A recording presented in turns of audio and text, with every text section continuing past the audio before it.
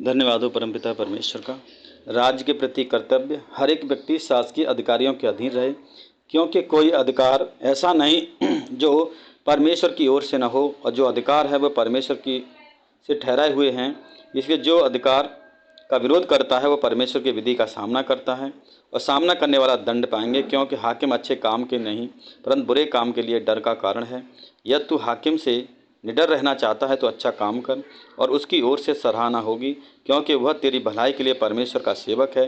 परंतु बुराई करे तो डर, क्योंकि वह तलवार के व्यर्थ के लिए हुए नहीं और परमेश्वर का सेवक है, कि उसके क्रोध के अनुसार बुरे काम करने वाले को दंड दे। इसलिए अधीर रहना न केवल उस क्रोध के डर से आवश्यक है, वरन विवेक भी यही गवाही देता है।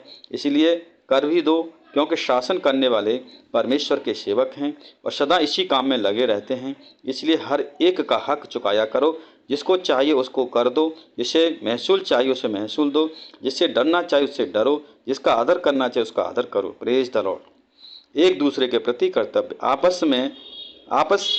आपस के प्रेम को छोड़ किसी बात में किसी के कर्जदार न हो, क्योंकि जो दूसरे से प्रेम रखता है उसी ने व्यवस्था पूरी की है। क्योंकि यह है कि व्यभिचार न करना, हत्या न करना, चोरी न करना, लालच न करना, क्योंकि इनको छोड़ कोई भी आज्ञा हो तो सबका सारांश इस बात में पाया जाता है कि अपने पड़ोसी से अपने समान प्रेम रख। अपने पड़ोसी की कुछ बुराई नहीं करता, इसलिए प्रेम रखना व्यवस्था को पूरा करना है। समय को पहचान कर ऐसा ही करो, इसलिए अब तुम्हारे लिए नींद से जाग उठने की घड़ी आ पहुंची है। क्योंकि जिस समय हमने विश्वास किया उस समय के विचार से हम उद्धार निकट है। रात बहुत बीत गई है और दिन निकलने पर है, इसलिए हम अंधकार के कामों को त्याग कर ज्योति के हथियार बांध लो। जैसा दिन में शोभा देता है वैसा ही सीधी चाल चलें, न लीला क्रीड़ा, न पियक्कड़ से, न व्यभिचार से, न लुच्चपन से, और न झगड़े से, न डाह से, वरन प्रभु यीशु मसीह को पहन लो और शरीर की अभिलाषा को पूरा करने का उपाय न करो। Praise the Lord. जो विश्वास में निर्बल है अपनी संगति से ले, परंतु उसकी आशंका पर विवाद करने के लिए नहीं। एक विश्वास है कि सब कुछ खाना उचित है, परंतु जो विश्वास में निर्बल हो शाक पात ही खाते हैं।